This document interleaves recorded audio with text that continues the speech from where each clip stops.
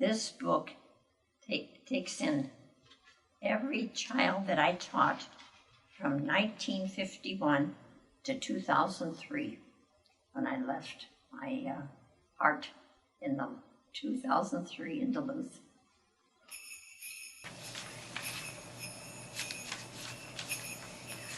41, 42.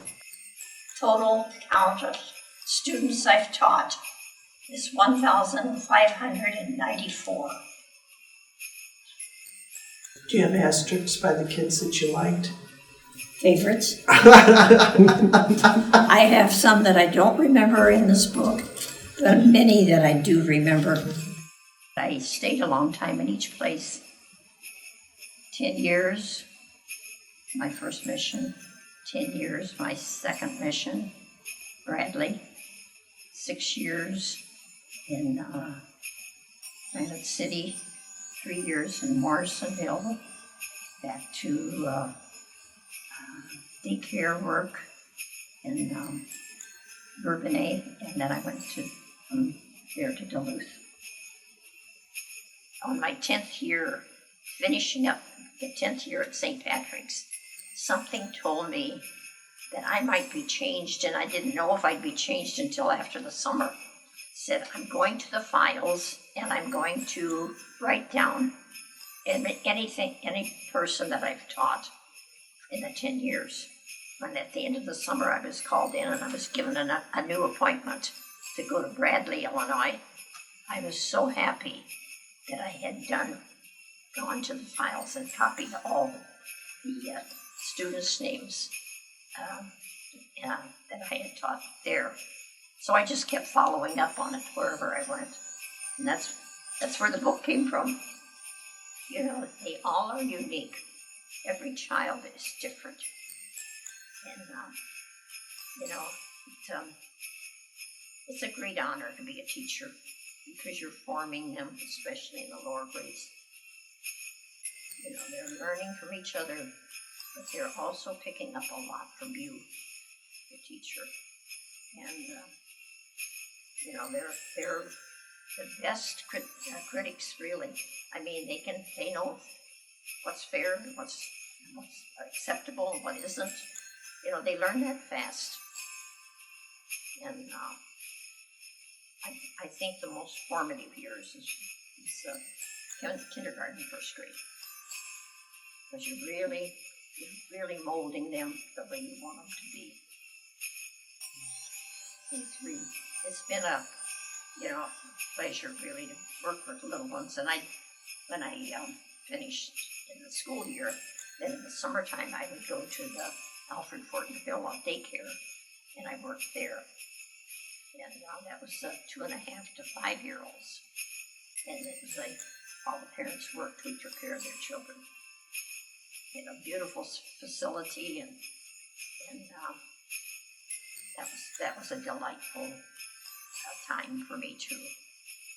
And then I was stationed in Bradley, and that was just a few blocks away. We walked from the villa to the school every day, about 7 or 8 blocks. And I took the orphans that went over there to school with us, and came back. Sometimes I came back at night to help put them to bed, because there were about 30 children in the orphanage. And I can remember the year I had Sister Lori Kirchman. I had 68 first graders, and I was asked to go over to the villa at night and help put the children to bed. So that was a full, supervising their dinner, and then we prayed the rosary, and then we put them to bed. That was a strenuous year.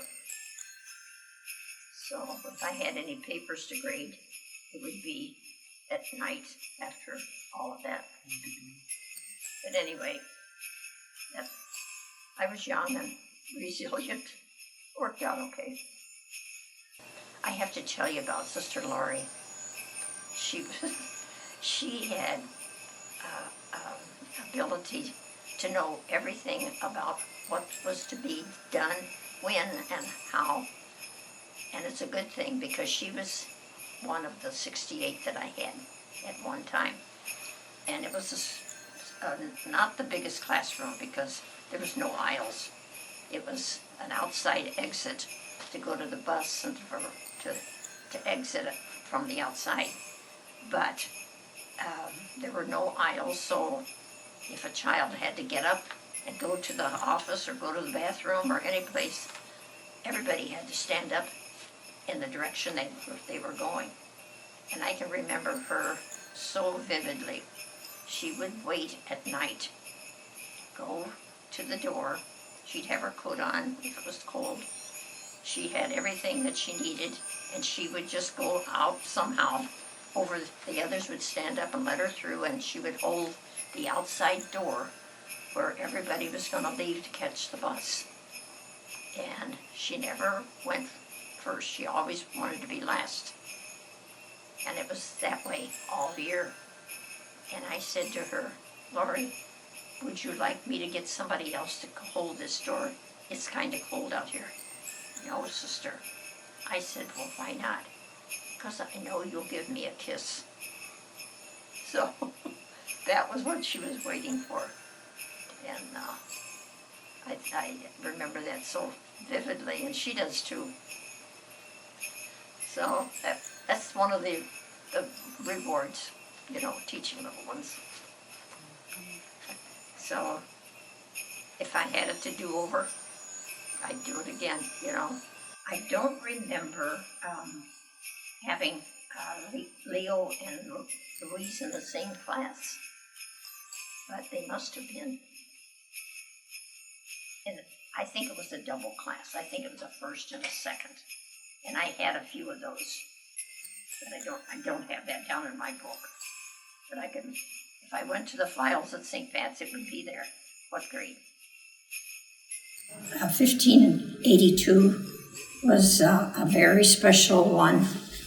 Billy Minner, who is now a Jesuit seminarian in his third year in St. Louis, studying to be a Jesuit. And I'm very proud of him.